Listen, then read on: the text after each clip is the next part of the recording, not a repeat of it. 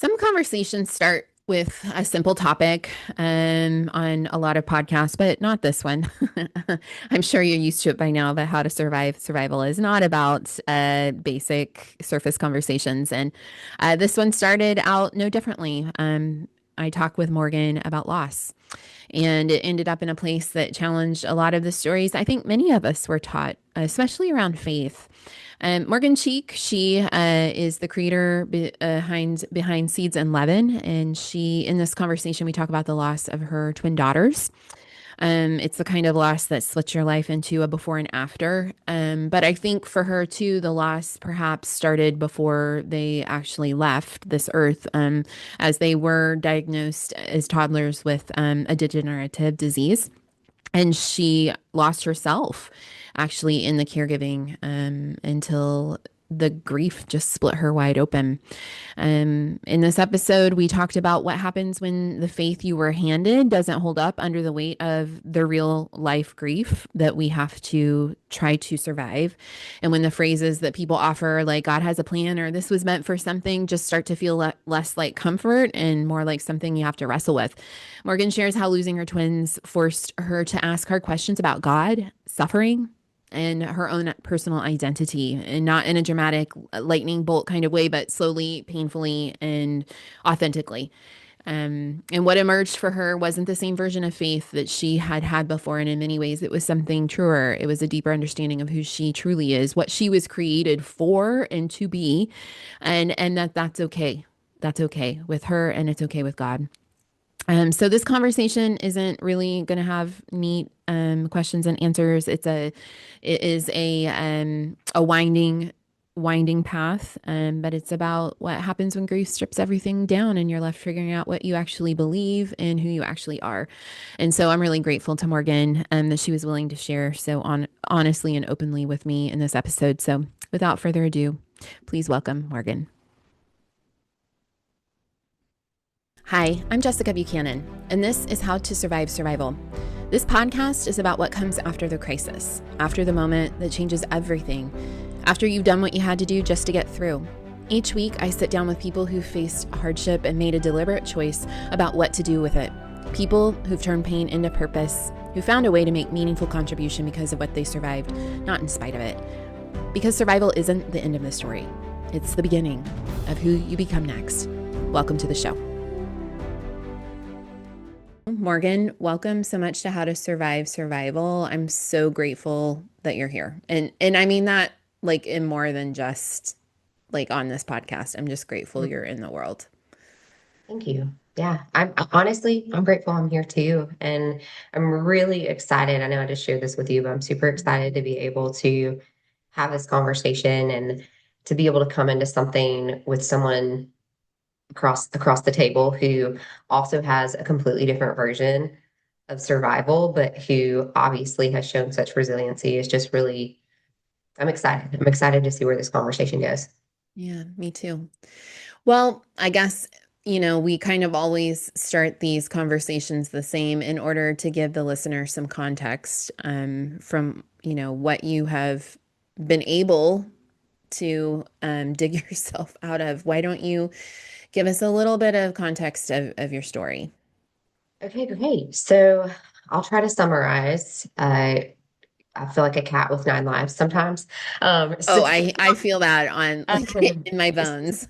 so yeah, I mean the bones of my survival story, I think that it brings as much curiosity in other people as anything is my story with not my family of origin, but a family that I had for um really 10 years of my life. I was married to my ex-husband for 12 years. We were together 16 years. And on paper, it was, you look back on your life, I think, and recognize versions of you that Mm, were truly trying to show up in the ways that the world mhm, wanted them to show up in. mhm, I think that there are a lot of us, I can't speak for men, but I think particularly women, there are a lot of women in the world who wrestle with this. I think I know who I innately was created to be. I think I know parts of who that is, and I see glimmers of who that is, Hmm. but I'm so afraid to show up as that person in the world. And there's many, many voices around me that are equally as afraid for me to show Hmm. up as who that person is. And so I say that to say, I got married at, 24 years old, right? Hmm. A little bit out of graduate school. I got my master's in social work, and my ex-husband was a physician and was about to start his residency. And we got married, and within a year, we're pregnant with my twin daughters. We Wow. lived a very Southern, um, evangelical Christian journey. Hmm. And I was the sort of steerer of that ship. So I never want to make it sound like, I think because of social media and because of the way the world works, sometimes people get a narrative that Hmm. is incorrect. And so I always like to say that was really me wanting that and feeling like that was the safest way to live. Yeah. I think that something always in me never really felt fully safe, safe in my skin, Mm-hmm. safe in uh, my family of origin, safe, just safe as a person. And a lot played into that, that we'd be on this podcast for days if Hmm. we got into all of it, but a lot played into that.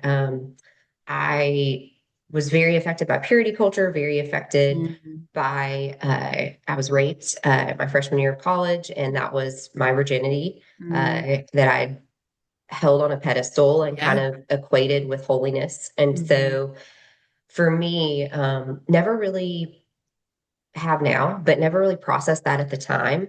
And then entered into my relationship with my ex-husband within a year of that Hmm. happening, and really just slid into these narratives of feeling like what on paper was best subconsciously, what on paper is best is what is best for my life. And if the people around me feel good about Hmm. something on paper and I feel chemistry, which is something I'd never felt safe to feel. I feel Hmm. chemistry with this person, and on paper this is good. I didn't know who I was. I don't, I can't speak for him. I don't think either of us knew who we were. How can you Um, at 24? how can you at 24? Yeah.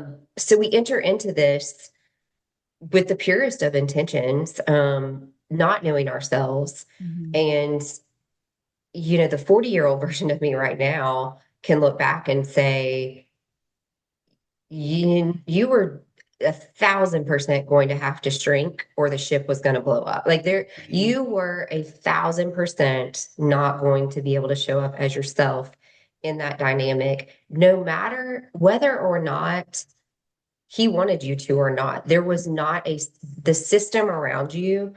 It was not gonna, that wasn't gonna work. And so, um, once my girls were born, we get pregnant within the first year of marriage, and then find out it's twins.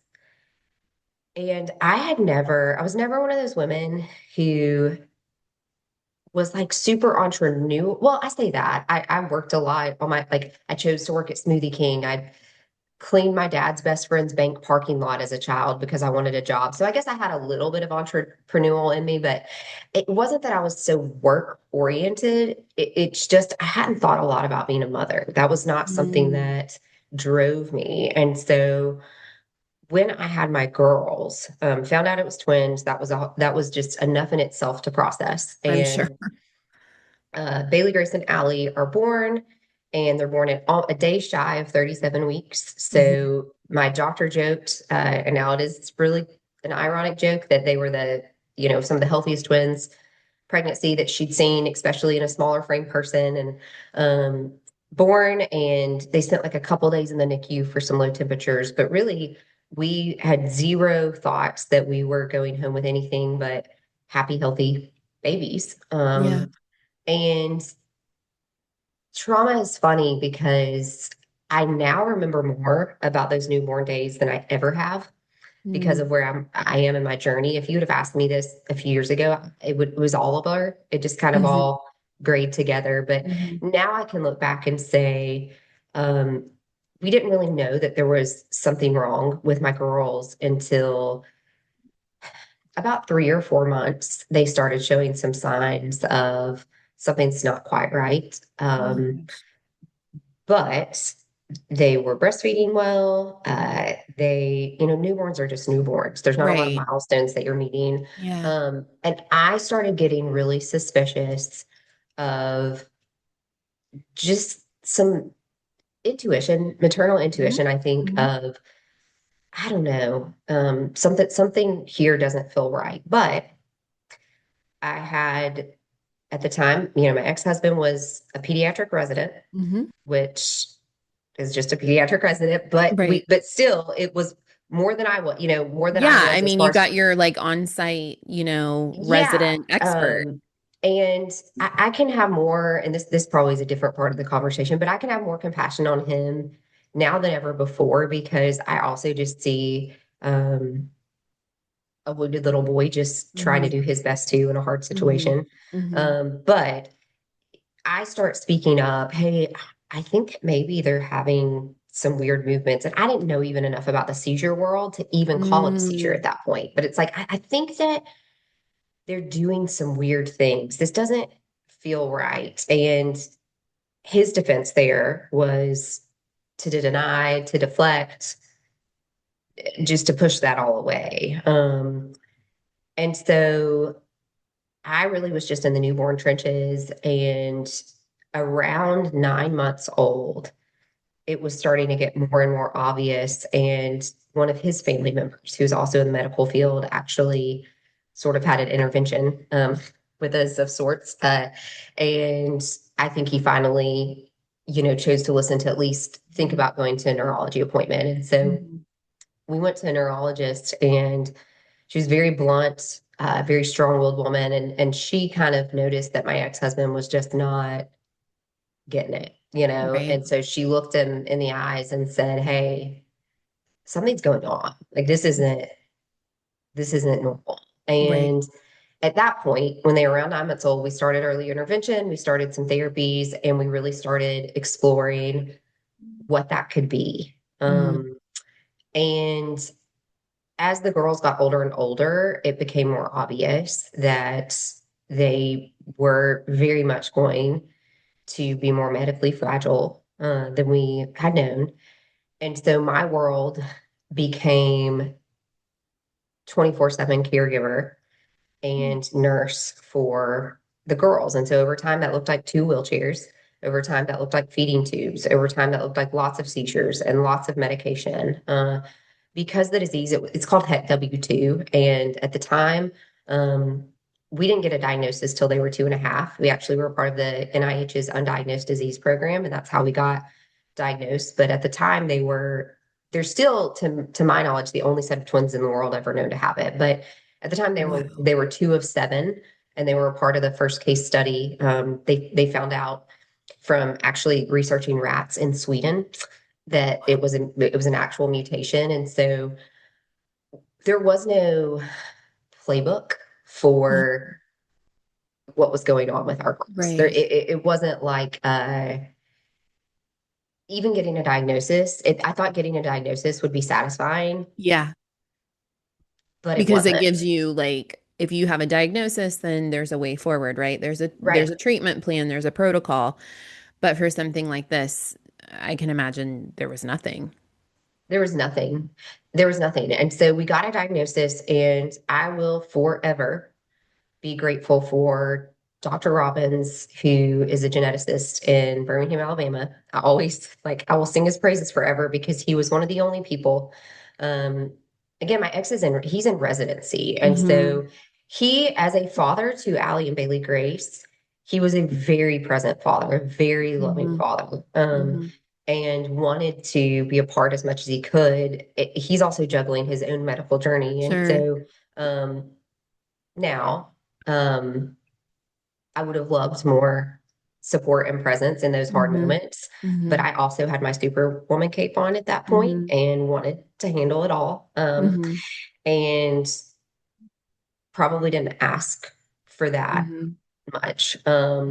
So that being said, I remember sitting just me and Dr. Robbins at this appointment where we'd gotten the diagnosis and him looking at me and bringing a box of tissues in. And, you know, when a specialist who is typically not emotive brings a box of tissues in, you're like, this is going to be interesting. He had Right. asked me to not have my girls in the room, which I also really, really, really respect, knowing the Mhm. conversation now. And how old were they at the time? They were about 2.5, 3. Okay. Mm-hmm.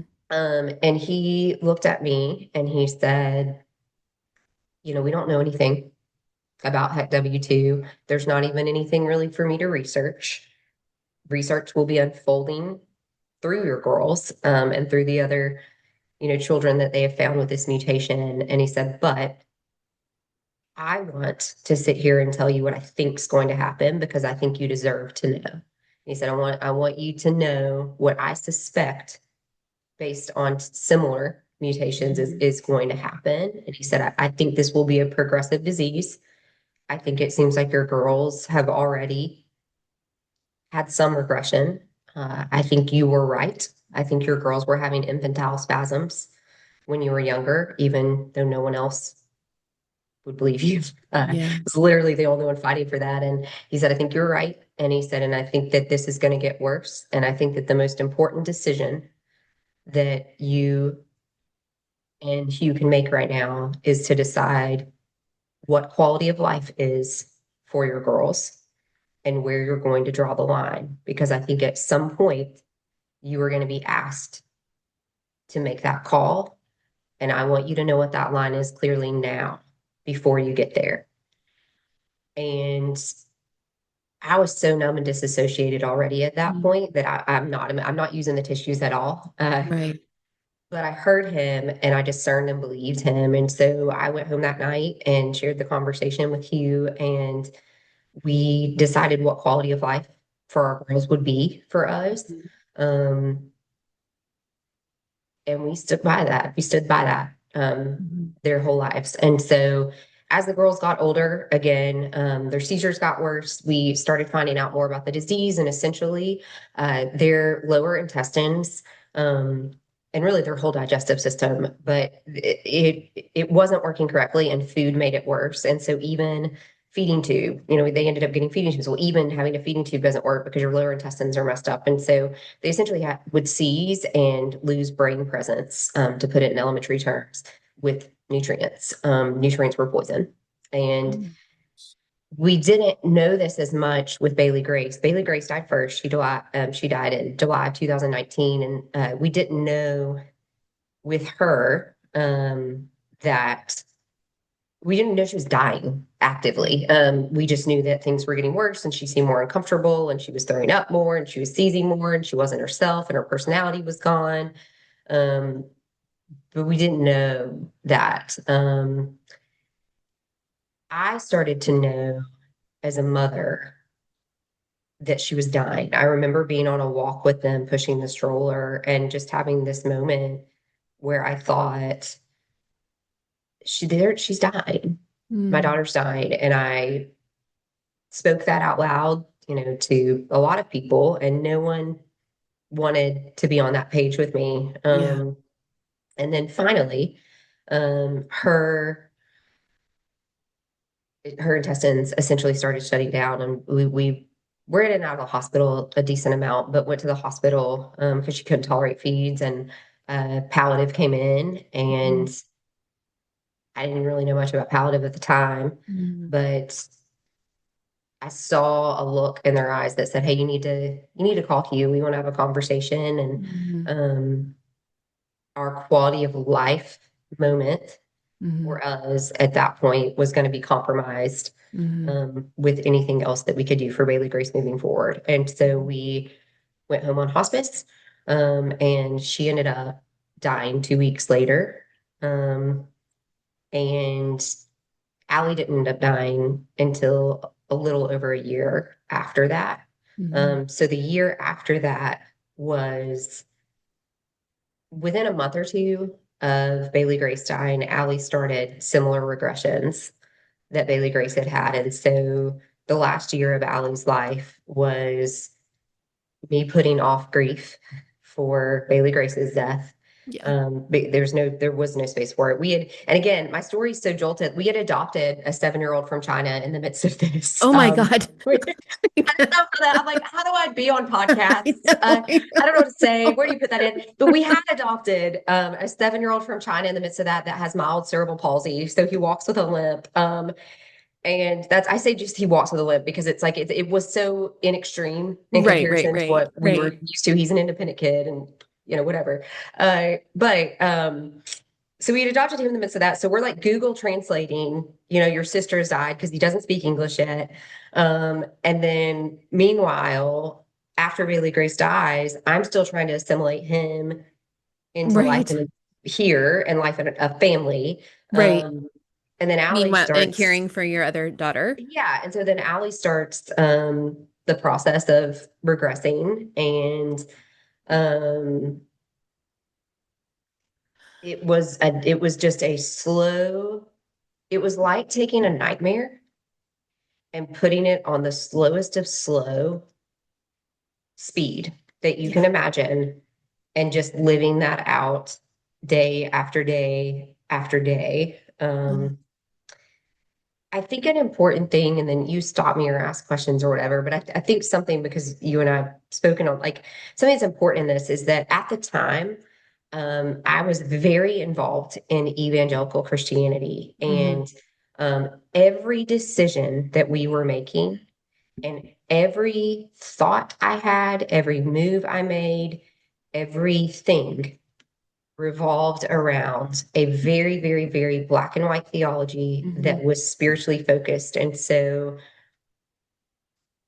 I now know that a lot of that life was spent with me gaslighting myself spiritually Mm, into um, not processing or feeling anything that was going on because a good Christian in my mind, a faithful woman, this was happening because I was supposed to suffer like Christ. This was happening wow. because God had chosen me for Yeah. this very specific, Mm, privilege. And in my mind, I should be grateful because it was going to bring a lot of people to Jesus. And mm, so in the midst of all that, I'm not even admitting that the nightmare is a nightmare because the no. voice in my head and the voices all around me are saying, Jesus has purpose in this. You've got like, this is good. Like, look at you and Hugh being such a faithful, you're Yeah. so faithful, and you adopted this child in the midst. You're so Yeah. faithful.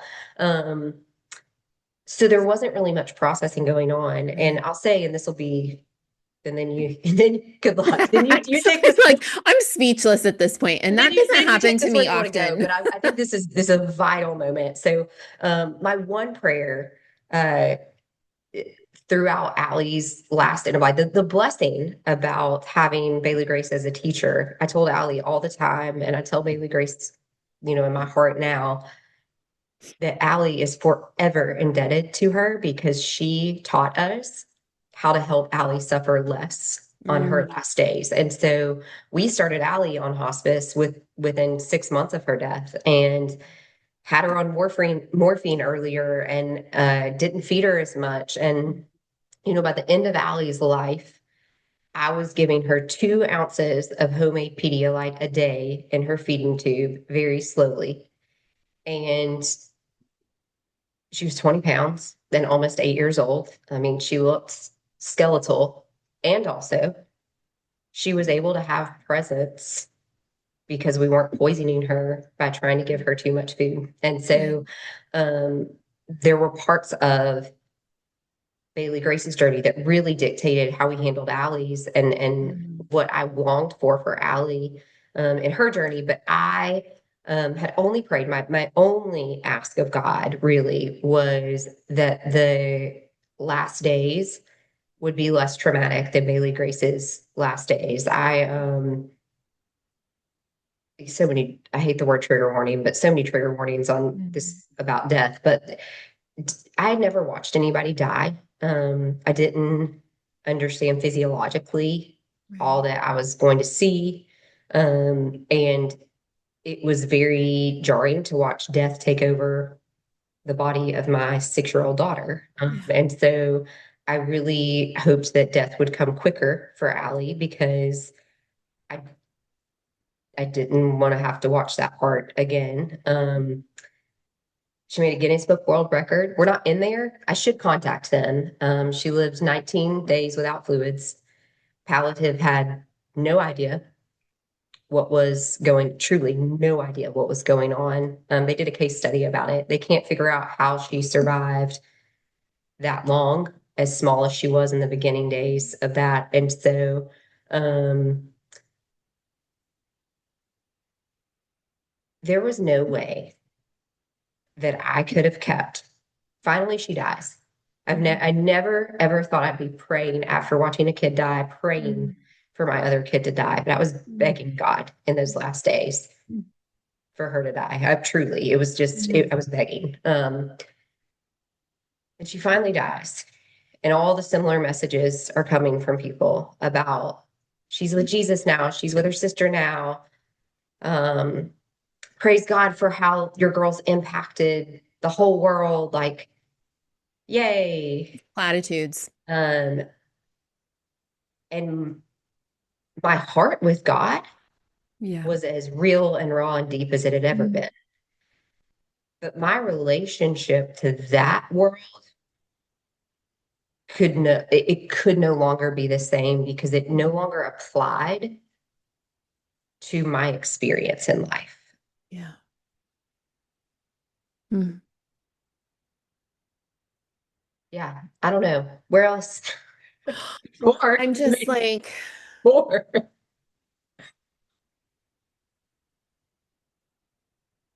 I'm sorry. I'm like trying to gather myself here. No, I mean, It's as a mother myself, I think on a regular basis that if I lost one of my children, that would be my great undoing. And I have already given myself permission to never come back from the brink, and that don't, I just don't know. I don't understand um, how you can sit here today and be this beautiful shining light. And I think it's so, this is why I believe in sharing these stories, because somebody is going to hear you tell this story and they're going to be on the brink of just completely and fully giving up. And I am not a toxic positive person. I am not like, there's a reason for everything and silver linings and all of that. Excuse my language, is just bullshit because life is just full of suffering. How how do you sit here today of sound mind? How do you smile? Like how have you survived survival? Because surviving the care and the devastation and the loss of your girls is one thing. And then how do you continue to live? And that's what I'm so fascinated about with people is just this ability. And never in a million years would I ever assume that it's been easy. I can only imagine. I mean, I'm making presuppositions and I know you on a surface level. I don't, we've had a few like heart-centered conversations, which have been awesome, but is there any way you can help us understand how you are able to carry on? Because that's what I want people to take away from this conversation. Um, and not in any way that shames or denigrates for people who don't feel like they can. But I just want to understand if I may. um, I'm gonna have to deep breath on this one. I don't get to say, I haven't gotten to say this part out loud as much, if that makes Mm, sense. totally. And I like saying it out loud. Um, so I would have told you right after that it was God. And Mhm, I would have felt like that would have impacted you or the listener most powerfully if I mhm, could sit here and say, it's God's strength. It was God's strength. Um, I didn't, I haven't had a lot of people in my life believe in the person that I am, mhm, despite my resume not mhm, being somebody you shouldn't believe in. mhm. Um, and I say that to say wasn't some crazy rebellious, I mean, I was trying to keep my virginity, if that tells you, you know what I mean? I wasn't some crazy, I get rebellious. it. I grew up evangelical. I mean, Yeah, I like I totally get it. there's a scale of rebellion and I Sure. existed on that scale, I guess, Yeah. but I wasn't some, problem child, quote. No. No. I made I good know. grades. Yep. I was involved in activities. I got most popular in high school. I joined a sorority in college, which is funny now, but I, I I didn't give people reason to not believe in me, but I wasn't believed in. And I kept that narrative in my own head. And I kept myself around people that kept that narrative. And so when my girls were alive, the story was that God was the one doing all of this. And that's the story that everyone would say, gosh, look at God giving you so much strength. And gosh, um, you guys have been given so much faith. And I could not possibly fathom the thought that there was something that God had given me. Yes, I still believe Mhm, that we're all image bearers. I still believe um, that we have an immensely loving creator, but I wouldn't believe that if I didn't believe that he had given me the resiliency, he had given me the authenticity, me the tools to be able to move forward. And I spent, I've spent, Allie died in December of 2020. And I've spent the last 5 or so years deconstructing the belief that told me that being nothing without God meant that I was a piece of shit. mhm, And that who I was within my personhood was a problem, mhm, and that my girls had sort of reined me in, and that I mhm, was the best version of myself when I was neglecting myself. mhm. Those are some of the messages that I felt from all the people around me. I've had multiple family members tell me that the thing they miss most about the girls is who I was when they were alive. Um, Whoa. yeah, And who were you when they were alive? Somebody who was I was somebody who was quieter mm, about who I was, mm, quieter about mystery,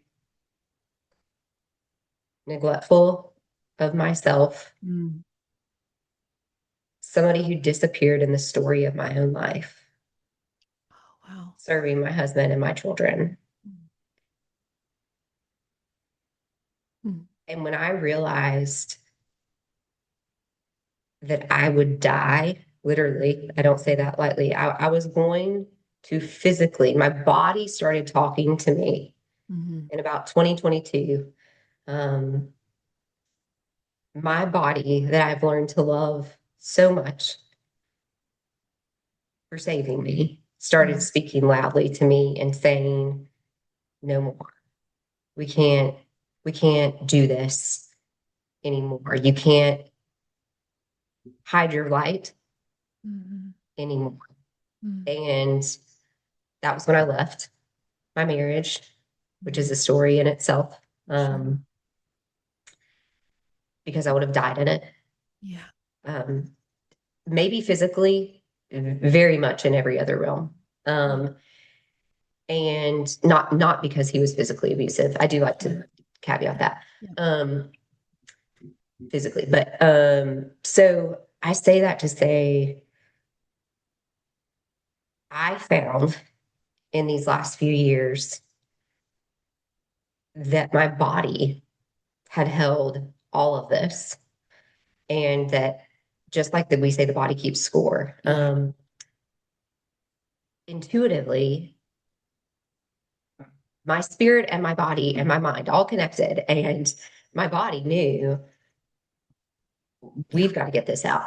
You have to heal your nervous system. Now, I didn't know the words for it or the lingo in the beginning. I just knew I had to heal. And Mm. so I started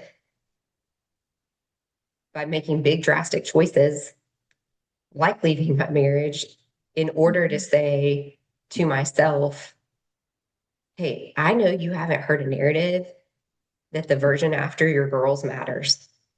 And I know there are Mm. a lot of people in your life Mm. that maybe don't even believe that to be true. Mm. But I do think God believes that.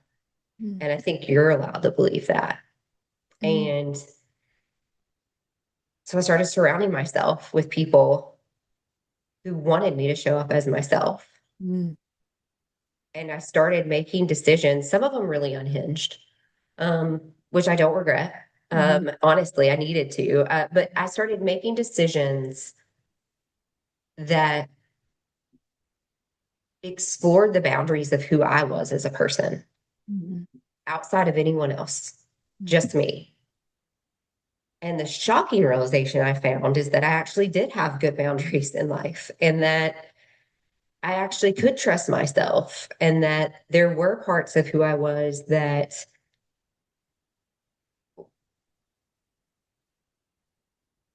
weren't rebellious, but were just wanted to be free. Like I discovered a different narrative about myself. And so I think that to answer your question, more succinctly, I guess, I feel like in the aftermath of surviving what a lot of people feel like is the unsurvivable, I think if you don't choose to really look at who you are in the context of your world and choose to embrace who that person is and really ask yourself the questions and the hard questions about the choices that you're making and if they are congruent to who that person is, and start actually having compassion on yourself in the journey instead of listening to all the other narratives and scripts. I it's difficult for me to imagine that if I hadn't started choosing to love myself in this, as cliche as that might sound, it's very difficult for me to imagine that I would have made it through it all, to be Right. honest. Right. Right. And I mean, I think that that is so resonant from the other conversations that I've had with folks on this podcast is that essentially the greatest of these is love. And it's love for ourselves, first and foremost, that is going to be the thing that helps us get through the survival period of this human existence. And I think it's honestly when people survive something extraordinary, which we all do, it looks different for all of us, but we all will either, survive or we won't, I guess. But I think a lot of us emerge from those experiences cloaked in shame. And to be able to find your way out and allow love, I can imagine for your girls, for God, and for yourself is to me equally as extraordinary as the care that you um, gave day after day, hour after hour for your children. Um, and I don't think that we talk about that enough. I don't think we understand that. And you're taking it one step further by so generously allowing us into your experience in your journey. And so, what compels you to do that?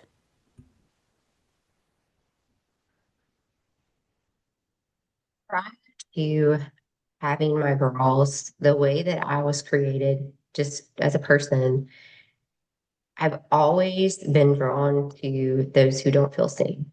I've always just had this innate desire to make everyone feel seen and cared for. And I think a lot of that is because I wanted to feel seen and cared for. I think a lot of times we do that Yeah. which we need within ourselves. And so I just really, really crave for people to feel seen as they are and loved as they are. And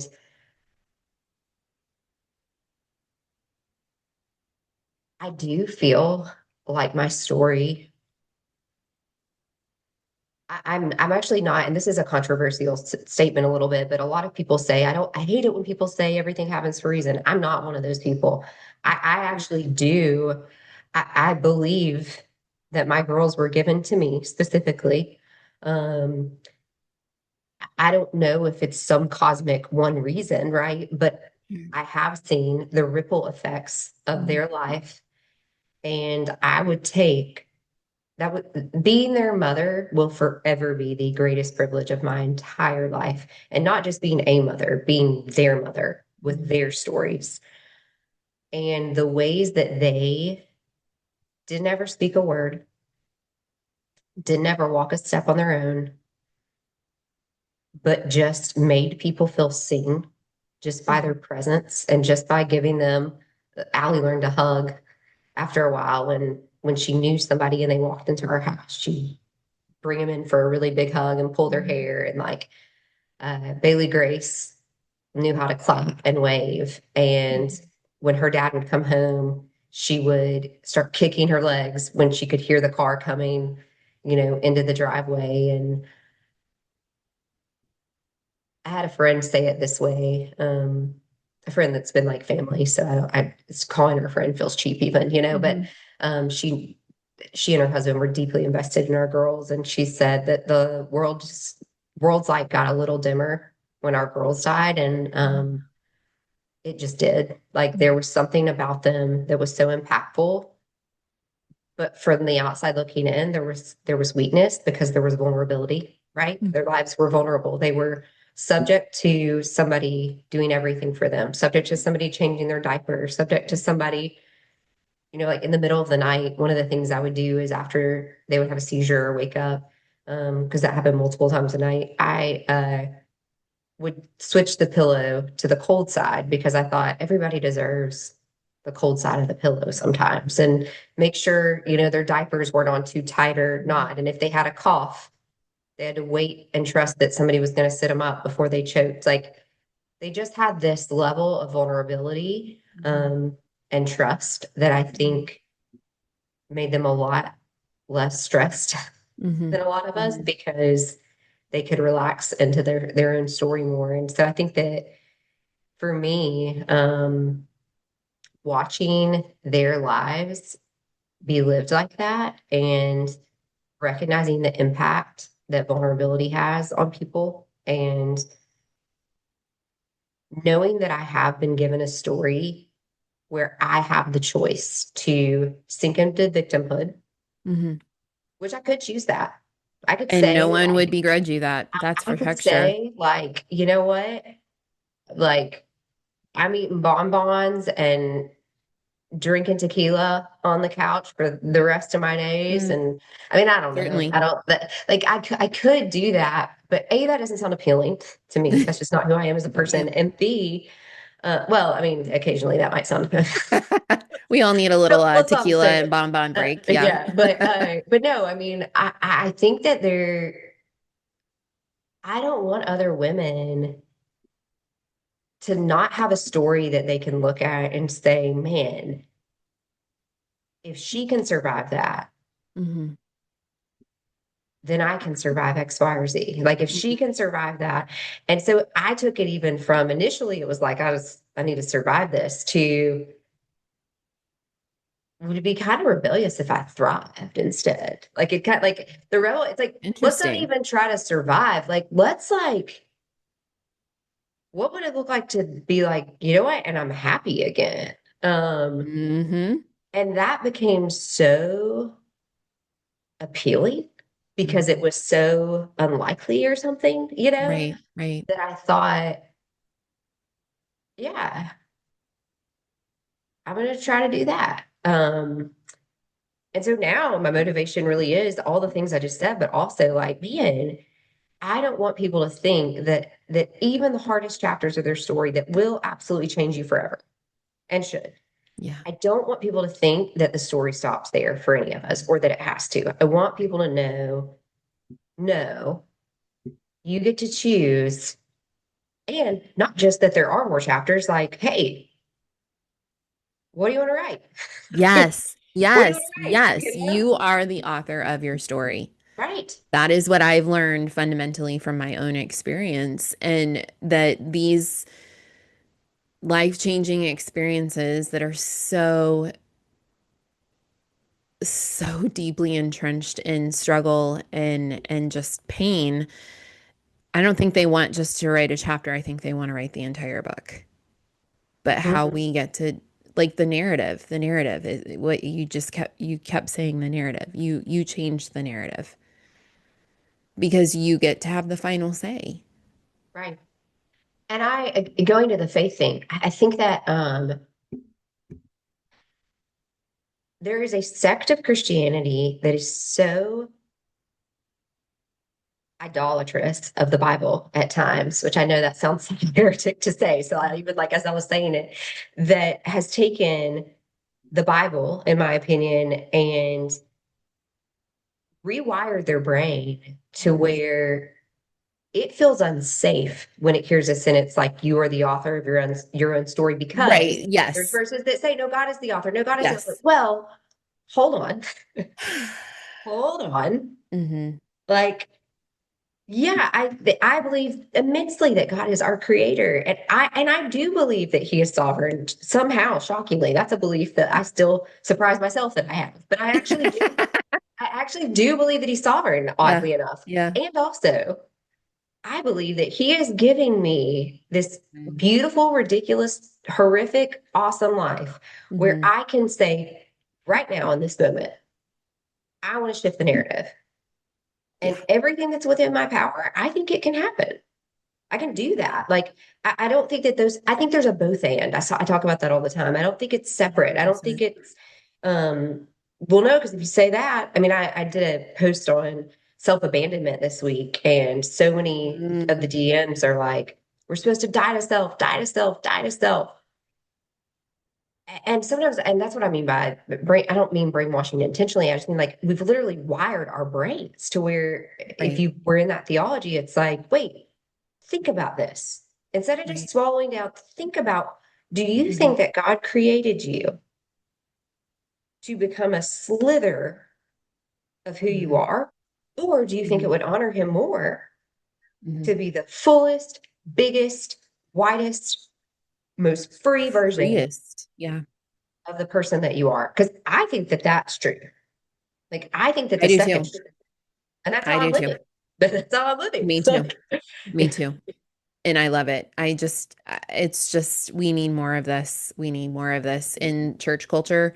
We need more of it in just mainstream conversation. Morgan, what are you up to now? Oh man, healing. That's sometimes I feel like that is my full-time job because Yes. it really is correlated with Yep. my job. So, Mhm. very, very long story short, I have an amazing, I don't like calling him a boyfriend because that feels silly. He's a 42-year-old man, but I have an amazing 42-year-old man boyfriend partner that is in the Air Force. And um, the military world is what it is, and there's lots of reassigning. And so he got reassigned, and we chose to move together. And Mhm. so my son lives with us part of the time, and then he's with his dad part of the time. But we live in Georgia right now. And when I moved, I kind of was at this pivotal point where I was working in medical sales after my divorce. And it was, I say this to people all the time, and I would say this to anybody that I worked with. I worked for a women's health company that is very different than a lot of the medical sales Mhm. culture. I had the most incredible boss and team that I worked with and enjoyed my job. And it was for the season I was in, it was a dream job. Um, for multiple reasons involving my son in custody, but then also personally, when I moved, I really wanted to take a chance, and Rob wanted me to. He was like, if we're going to Mhm. move for my job, I want you to think through, like, what do you want to What's do? next? Yeah, Yeah. what do you Yeah. want to do in this next season? Mhm. And I had already written 3 books, but they were all within the context of a Mhm. very black and white perspective. Now, my third book, Even in Darkness, is a grief devotional. And I always tell people it's the most raw of the three, if that makes sense. Like, I Mhm. still think it's a Mhm. very beneficial, healthy book for the right person. Person. Yeah.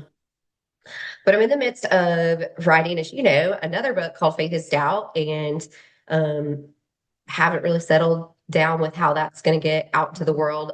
But in the midst of that, have gotten super passionate about somatic therapy and wanted to explore doing that in less of a, because I have a master's in social work. I thought about Mhm. going back into the therapy room, but I wanted to include the body in a different way. I Yeah. wanted to specifically talk to women, women who were disconnected from their bodies, women Mhm. who felt stuck in their stories. And Mhm. so I am in process of finishing up a ICF certified coaching program. It's a trauma informed women's embodiment coaching program. And I don't know when this comes out, but when this comes out, there might be a way to get connected to me as a coach at that point. But We can make that happen. well, We can I'm do kind of whatever we want. you get to do whatever you want on your podcast. It's so true. No, but I'm in process of literally thinking about taking on clients here sooner rather than later, and really passionate about making sure that I become as much of an expert as I can, particularly on women's hormone health, women's bodies, and what best serves our nervous systems. Mhm. A lot of the research and science was done on men. Yep. And so now that is shifting, and there's actually some really good resources and some really helpful perspectives on healing your body. Because I tell people all the time, like, I could have sat, and I love therapy. I'm so pro therapy, but I could have sat in a million therapy sessions and stayed disassociated as all get out Yeah. until I healed my nervous system. My nervous system was what was so jacked up from my trauma and my grief, and so Mhm. stuck. And so I always tell people, you don't have to go through something really big and traumatic, like you and I both have. Like, you don't have to do that to have little t trauma stuck all in your body, Mhm. and to therefore feel disconnected from Mhm. yourself, and therefore feel like nothing in your body is working correctly, and even have disease appear because um, your nervous system, and your Yeah. nervous system is unhealthy, and you don't have the tools how to get those healthy. So right now I'm studying my butt off and still writing some, and then also preparing to take on, you know, as many women. I'm going to be doing groups and one-on-ones, but uh, Amazing.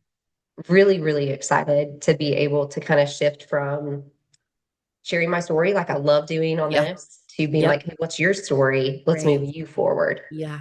I love that. I mean, and that's what surviving survival is all about in my beliefs, and I keep thinking about this quote that my friend Martin who's also been a guest on here, has said he said things don't have to have happened for a reason, but that doesn't mean we can't derive purpose from them.